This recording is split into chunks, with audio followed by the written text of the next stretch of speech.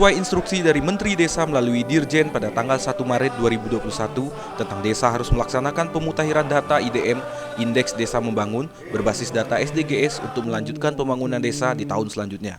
Kurang lebih 3 bulan tim Pokja melakukan pendataan kepada masyarakat. Jumat 11 Juni 2021, pemerintah desa Kampung Meraman melaksanakan kegiatan musyawarah penetapan hasil pendataan SDGs tahun 2021.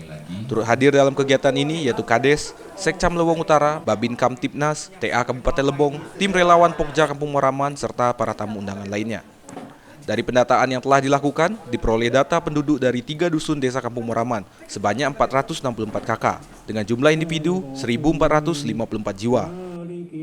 Adalah pembahasan sekaligus penetapan hasil pendataan SDGs tim Pokja relawan yang selama ini bekerja dari 1 Maret sampai 31 Mei.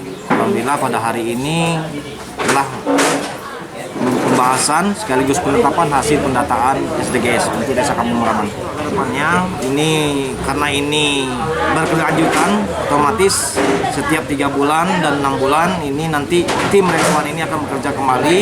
Jangan sampai data ini bisa jadi data ini ada yang warga yang meninggal dan ada warga yang melahirkan dan ada warga yang pindah atau masuk ke desa kami.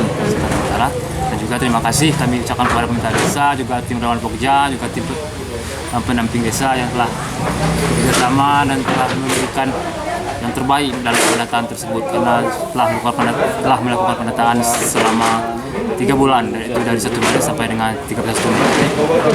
Dari lokasi, Widya dan Dika, Lebong TV melaporkan.